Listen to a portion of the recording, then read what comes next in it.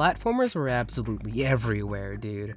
By the early 2000s, we had the big boys of this cornerstone of video games, and I've played a decent chunk of them. From hearing whispers from my older brother and his friends, because I was literally a fetus when most of these came out, I had baseline knowledge of what made most of these games great.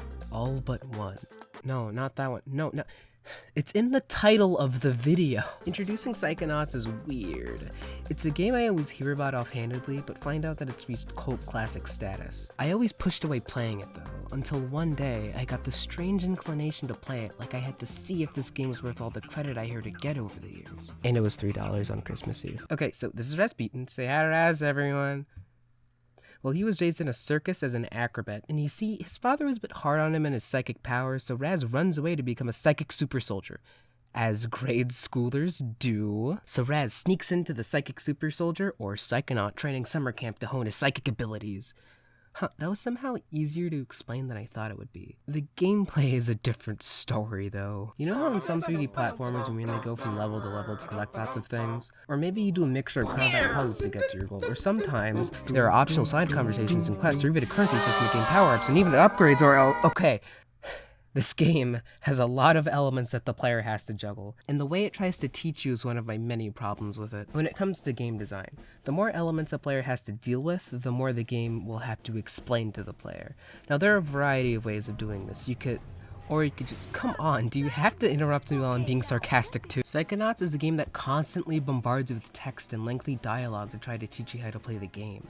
Frankly, I have a hard time being in favor of systems like this, and Psychonauts just takes that to the next level. The first 2.5 hours constantly stop you to tell you that you can jump, and then flashes a tutorial block that details the intricacies of jumping. On top of that, there are a plethora of technical issues that make me want to vigorously shake a zombie child, sorry, my mistake. Well, for example, when you're just talking to NPCs, the dialogue will progress automatically, like a cutscene. You can also try to skip the individual pieces of dialogue. The problem is, if you don't have subtitles on, you can't even see where certain lines end, and then you end up skipping entire sections of sometimes important information.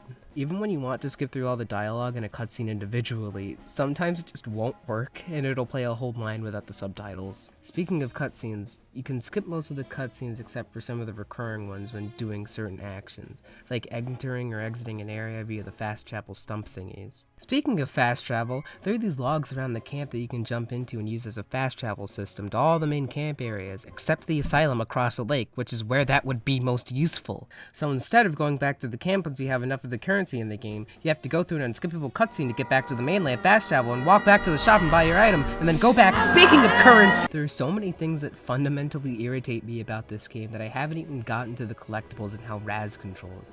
I feel like I don't even have to notate every single detail because there are way too many to count. I don't want this video to just be padded with all my nitpicks. The main reason why this irritates me so much, despite being irritating in general, is because of how many things I like in this game.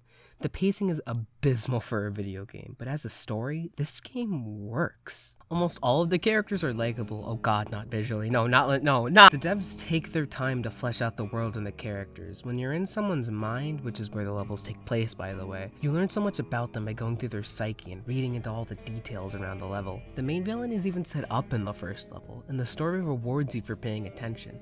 The game's theme and message of you yourself being the most powerful force in your own mind remains solid. The game even carries its attention to detail through the music.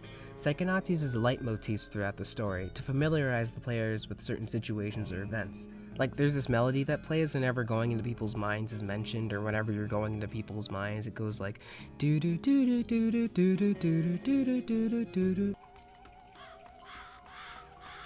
And it becomes more prominent when going into the more aloof minds throughout the game. I'm serious, this game has such a solid story and world, which makes me even more frustrated with it. From my understanding, video games are all about synergy. You as a developer are marrying audio and visual mediums to create an interactive experience. And with that experience, you can tell a story in so many different ways. Psychonauts just decides to be a movie on rails, frequently starting and stopping, slowly guiding you through the story. Look, it even malfunctions like an old theme park ride. Okay, this video isn't a hit piece. What I'm trying to say is that This game was made a decade and a half ago, and it wasn't exactly revolutionary compared to its predecessors, but it had so many innovations that carried potential. What made me start to get Psychonauts was the Milkman conspiracy level. This area of the game is a big old puzzle box. Your main objective is to collect all these different items and impersonate the essential workers of society, such as contract killers. They got Freddy. Poor Freddy. He was such a good secret agent. This level has you explore the eerily distorted neighborhood of this individual's mind, obsessing over how others see you in order to find out the truth behind this milkman character. This is where Psychonauts excels, having the player explore and figure out the intricacies of the mind they're inside of in order to sort out the mental mess that person is going through. I feel that this is one of the main reasons behind Psychonauts' cult status. The people that seem to not have it all there aren't portrayed as bad guys, and the attention to detail and character nuance for the time can throw you for a loop. If you're the kind of person that admires when a game can have a compelling story that feeds into the level design in a way that fuses in with that story, then I recommend this game wholeheartedly. Just beware the tutorials.